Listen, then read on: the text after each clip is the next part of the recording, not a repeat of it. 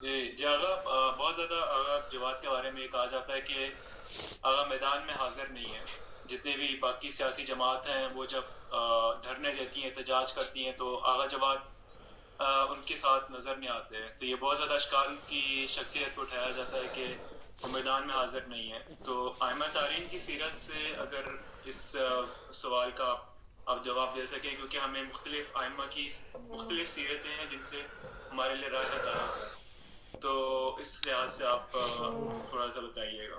جزاک اللہ. جی ہاں، ہمارے ہاں اصل میں جو اصطلاحات بعض ہیں اس کے معنی بھی اپنے ہیں، اور وہ مخصوص حلقہ احباب اسی سے خاص معنی لیتے ہیں.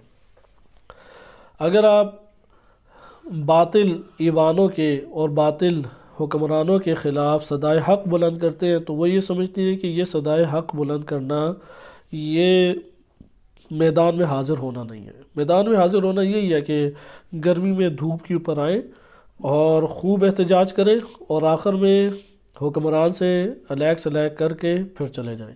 یہ تو میدان میں حاضر ہونا نہیں ہے. یا یہ کہہ لیں کہ الیک سلیک کا لفظ ممکن ہے کوئی طنز اور اس میں لے لیں.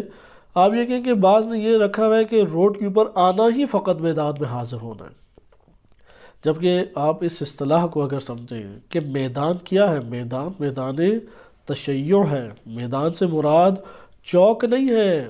یہ غلط ایک ترجمہ سمجھا ہوا ہے چوک، کیونکہ اردو میں میدان کہتے ہیں چوک کو، تو انہوں نے سمجھا ہوا ہے چوک کے آس پاس حاضر ہو جائیں تو شاید یہ میدان میں حاضر ہو جانا ہے. یا اگر ہم نے بعض حکمرانوں سے شیخ رشید، بلاول، عمران خان وغیرہ سے مل لیا تو یہ میدان میں حاضر ہونا ہے. یہ میدان میں فقط حاضر ہونا نہیں ہے. میدان میں حاضر ہونا پھر کیا کہلائے گا؟ پہلی بات ہے میدان کو آپ پہلے ثابت کریں کیا ہے، پھر حاضر ہونا سمجھ آ جائے گا کیا ہے. ہمارے پاس اس وقت میدان جو ہے وہ ہمارا معاشرہ اور معاشرے میں ہماری ذمہ داریاں ہیں. یعنی جو میں ابھی تک دین فکری یعنی دین ناب، دین خالص، اس کے مطالعہ سے جو سمجھ پایا ہوں وہ یہ ہے کہ آپ کی جو معاشرے کے اندر شرعی ذمہ داری بنتی ہے، اس شرعی ذمہ داری کو نبھانا یہ میدان میں حاضر ہونا ہے. بعض اوقات ممکن ہے کہ آپ کا روڈ کے اوپر آنا وہ میدان میں حاضر ہونا نہ ہو. مثلا آزادی مارچ ہے خان صاحب کا، اور ہمیں پتہ ہے کہ خان صاحب نے فی الحال اپنی سیاست کے لیے امریکہ مخالفت کا نعرہ لگایا ہوا ہے، 4 دن بعد واپس آ جانا ہے، سب کو یقین ہے، اور آپ اس کو میدان قرار دے دیں.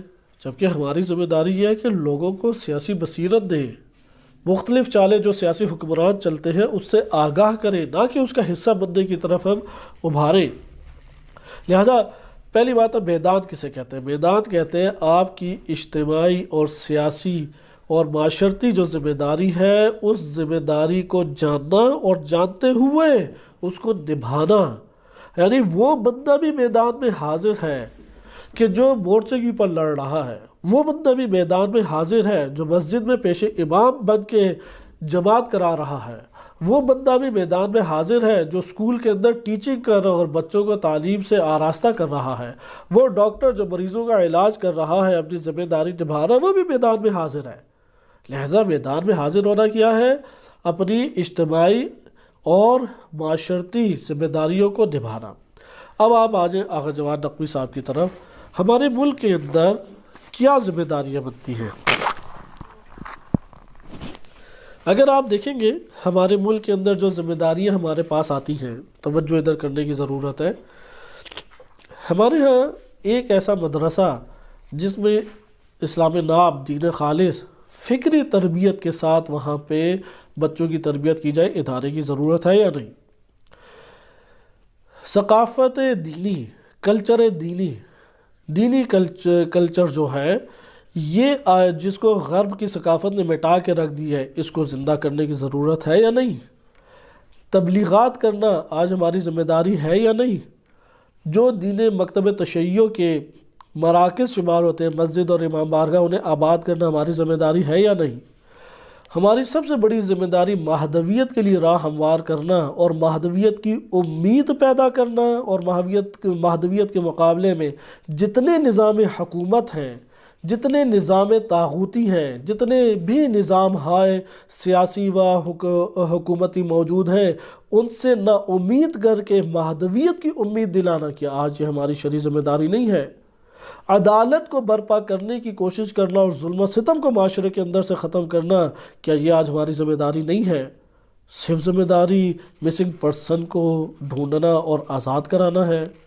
صرف ذمہ داری جو ہے وہ حقوق حاصل کر کے شیعوں کے پیٹ بھرنا ہے؟ یا مہدویت کی ذمہ داری ادا کرتے ہوئے ممکن ہے آزاد کرانے کے بجائے جیلیں بھرنے پڑے؟ ممکن ہے کہ مہدویت کی راہیں آباد کرتے ہوئے، ظلم و ستم کی بےخونی کرتے ہوئے، ظلم و ستم کی جڑیں کاٹتے ہوئے آپ کو شہادتوں کے نذرانے دینے پڑے؟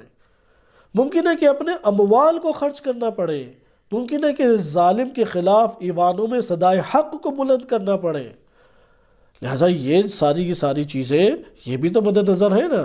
آپ ایک دفعہ مسنگ پرسن کی تو بات کرتے ہیں، لیکن کہاں ظلم و ستم کو ختم کرنے کے لیے، عدل و انصاف کے قیام کے لیے، جیلوں کی قربانی دینے کے لیے بھی معاشرے میں مکتب تشیع کے جوانوں کو ابھارا جاتا ہے؟ کیا اس کی ضرورت نہیں ہے؟ کیا ائمہ اہل بیت علیہ السلام یہ کام نہیں کرتے تھے؟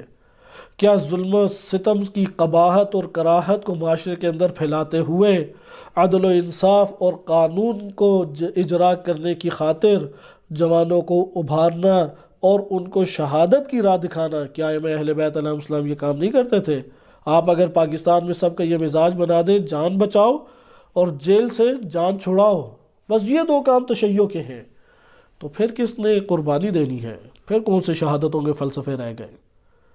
پھر کہاں پہ ایثار کی داستانیں رہ گئیں؟ پھر کہاں پہ ظلم و ستم سے ٹکرانا رہ گیا؟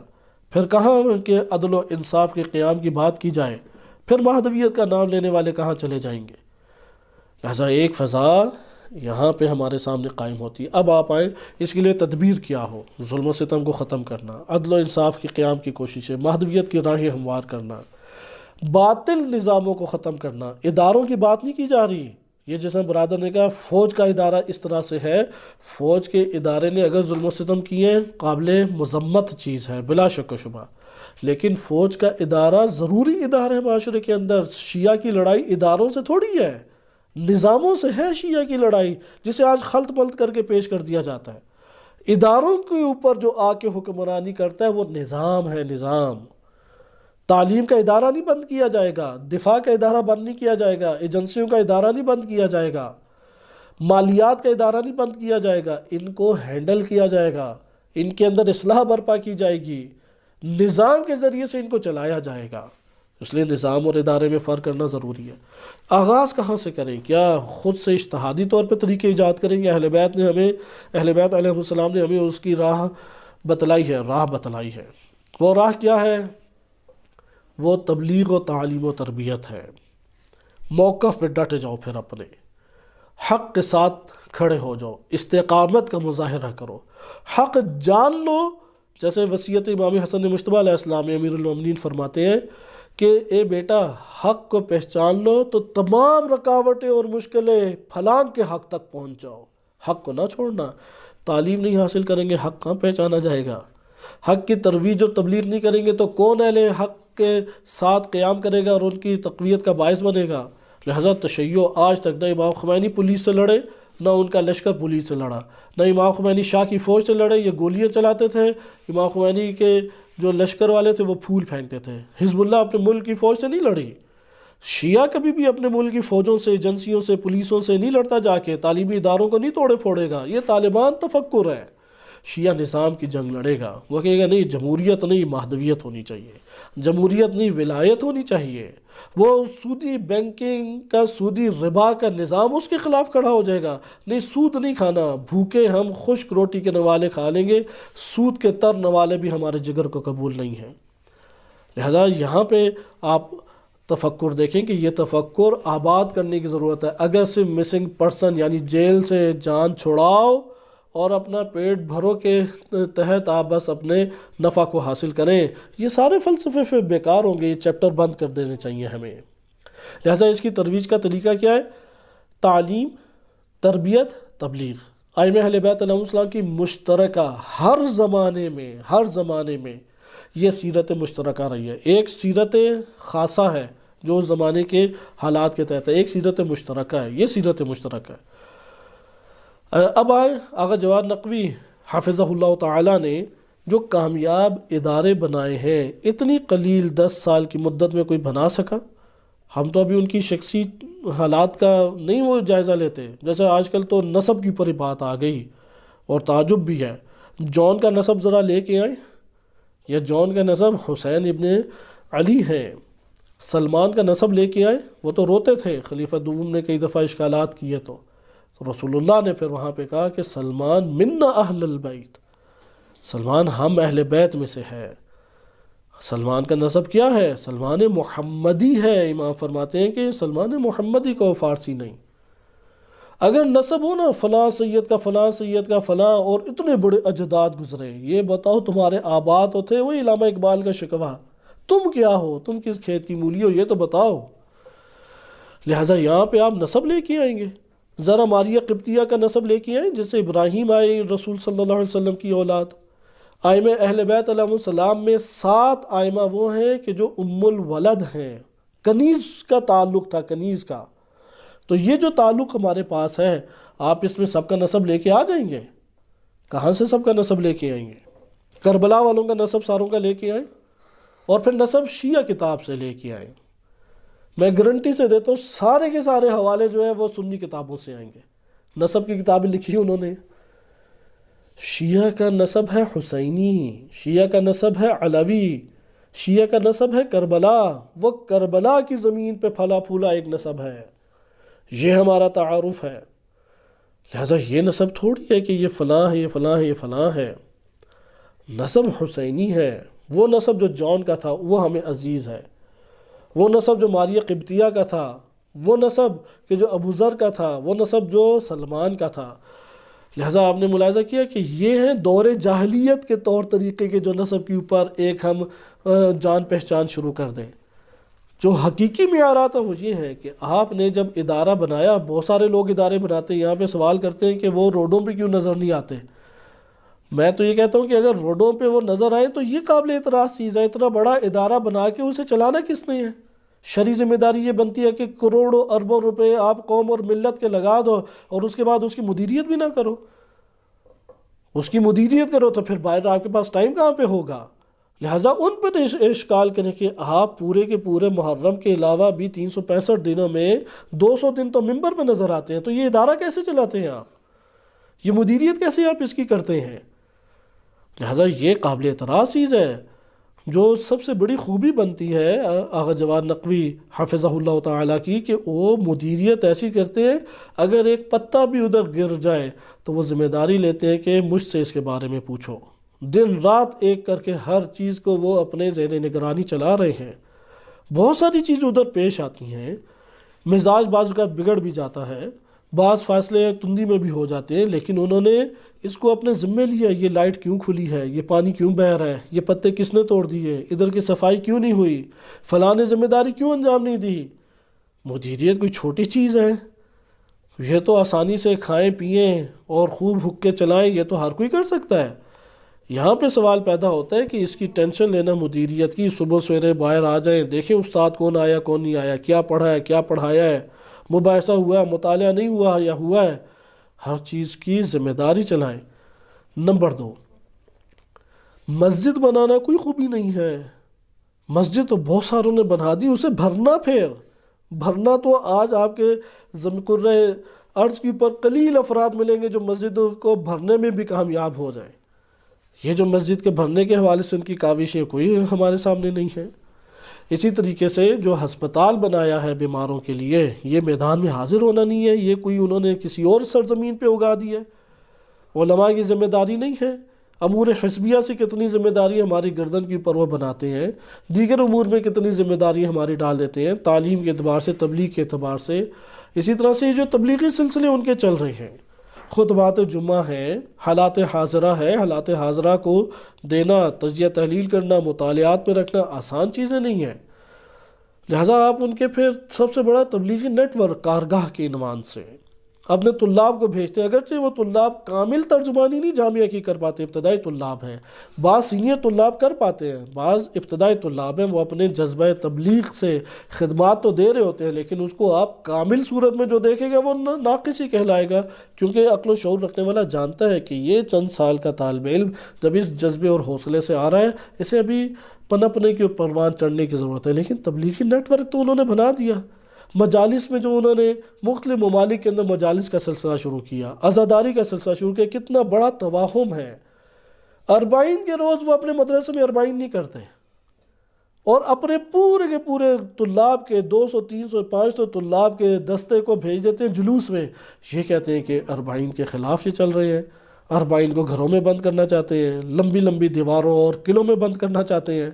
اربعین کے روز تو وہ اربعین برپا ہی نہیں کرتے، لہٰذا وہاں پہ جو اپنے طلاب کو تیار کر کے پورے سال ان کی رکھوالی کرنا، نگرانی کرنا، اہتمام اور انصرام اور انتظام کرنا، کوئی ان کے یہاں اس کی وقت ہی نہیں ہے۔ بہت قابل افسوس بات بھی، قابل تعجب بات بھی ہے۔ پھر چینل کے اخراجات، چینل کو چلانا، اور ان سب میں بندہ حقیر کی نگاہ میں سب سے بڑی جو ان کی کاوش ہے، سب سے بڑی کاوش، وہ کلمہ حق آج کے دور میں جرت اور شجاعت کے ساتھ کہنا۔ آج بھی مدارس میں کہ بندہ حقیر کو جن مدارس میں جانے کا موقع ملا ہے، ذاتی اور نجی محفلوں میں خاموشی کے ساتھ علماء کی محفل میں بیٹھنے کا موقع ملا ہے، ایک عالم دین کو نہیں دیکھا کہ وہ تنہائیوں میں بھی نجی محفلوں میں کلمہ حق کو جرت کے ساتھ بیان کرنے کے لیے اپنے اندر حوصلہ وسیع پیمانے پہ رکھتا ہو۔ ساز باز، وہی سیاسی طور طریقے، اپنے سازگار اور مناسب فضا، اس کی ہمراہ اڑنا، اور اس طرح کی بڑی بڑی باتیں۔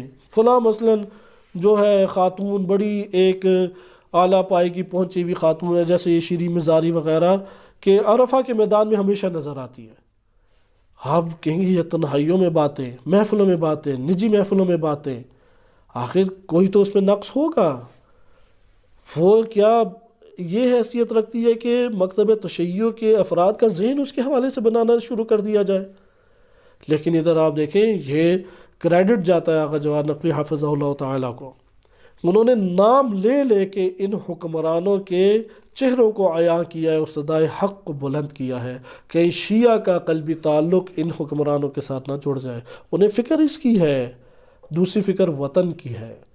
وطن کو یہ لوگ برباد کر چکے ہیں، کب تک یہ اللہ کی نعمت بھری سرزمین ان فاسق فاجر ظالم حکمرانوں کی اس ظلم و ستم کو سہتی رہے گی؟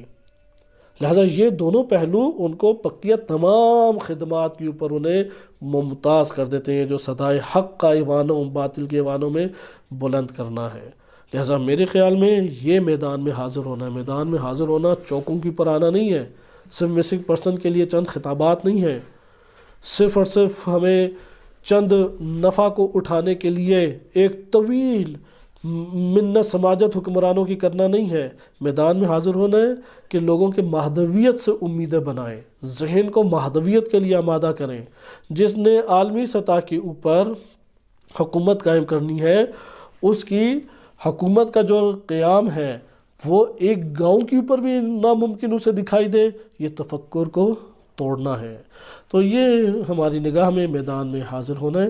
انشاءاللہ بقیہ ہم سوال جواب کو کسی اور نشست میں ملاحظہ کریں گے۔ وصلی اللہ علی سیدنا محمد وآلہ الطاہرین۔